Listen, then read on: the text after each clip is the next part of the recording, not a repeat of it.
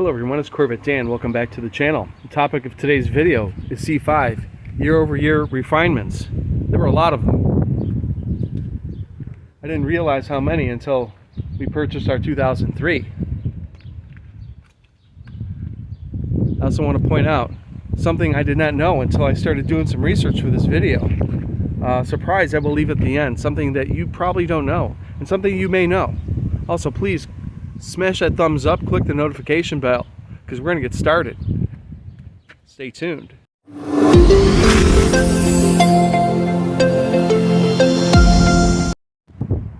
For our video today, folks, we're going to be using two C5s.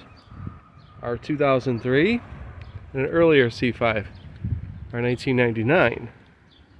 Well, in 1997, GM brought us all new Corvette.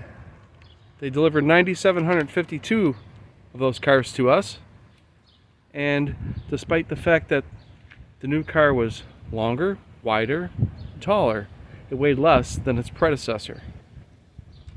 So let's figure out exactly some of those refinements and upgrades that it's had over the years.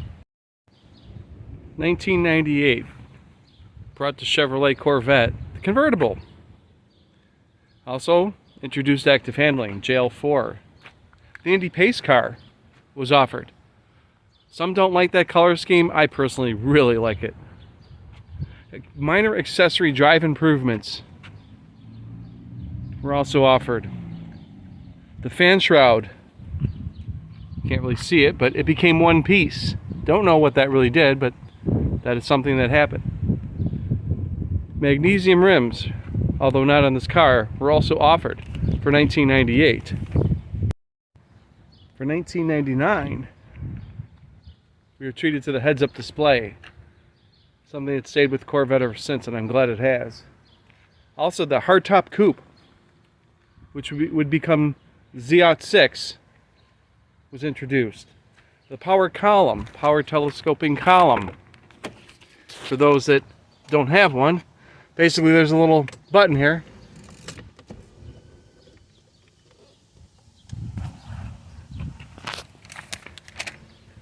And that was the N37 option. Twilight Sentinel was another option. Basically, if you had it on, your headlights would go up and go down when the light sensor detected it was getting dark. Second generation airbags. We all heard about those back in the day. That was another upgrade for 1999. And the first price increase for C5 occurred in 1999.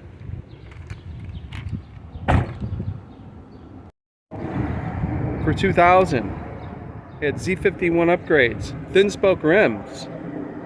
The passenger door lock was eliminated for 2000. Seat material was upgraded. A much needed upgrade. I will tell you that. 2001, the C5 brought us Z06. Came with many things, including titanium exhaust. The horsepower increased on the base model to 350. AGM batteries were now offered. Absorbent glass mat is what that means. The manual trans received many upgrades.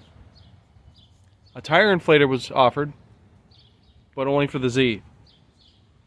Active handling, upgrades, and did you know 2001 was the first year for the R8C museum delivery? I did not know that. Let's go to 2002. 2002 brought us many upgrades, including stabilizer bar end links. They went from plastic to metal and stay that way throughout the entire C5, as well as the C6 and C7 generations. Use those same stabilizer links.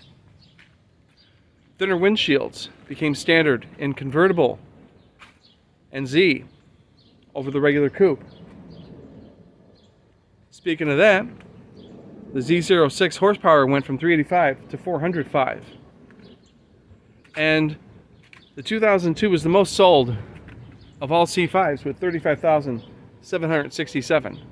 And also the most Corvettes sold since 1985.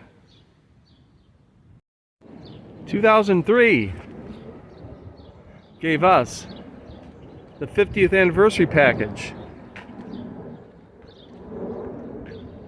Badges, special paint,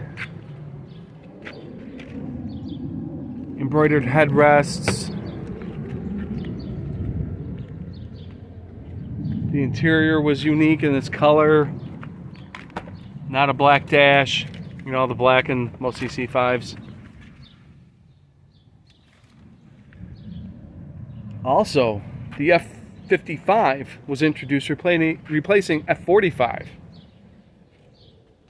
Options such as the sports seat, fog lights, the power passenger seat, the dual zone climate control, all those options became standard in 2003. Also, an Indy 500 graphics package was offered. I don't believe they actually put them on any cars, but you could buy them, if I remember correctly. If not, please comment on that. Also, the highest museum delivery total, R8C, was in 2003 at 787 deliveries. Let's go to 2004.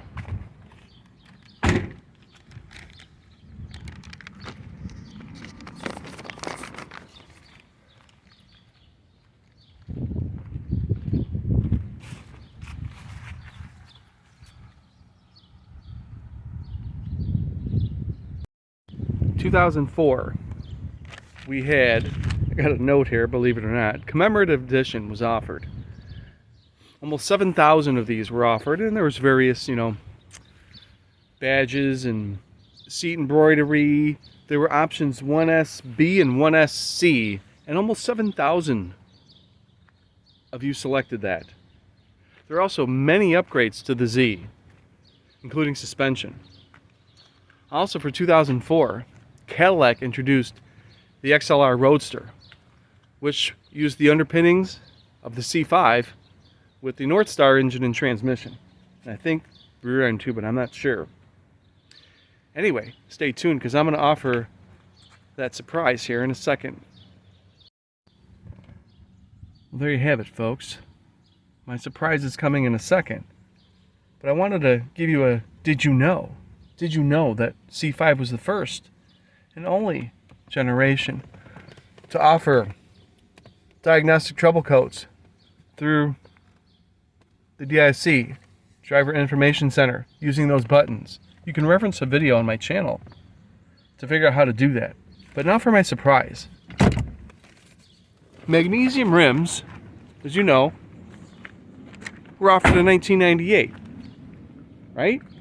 But I did not know they remained as an option in the car throughout the rest of the years, 2004. And 2004 saw the highest total magnesium rims selected by customers since 2000.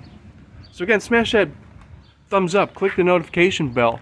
More C5 videos are coming. Until the next one, thank you, everyone.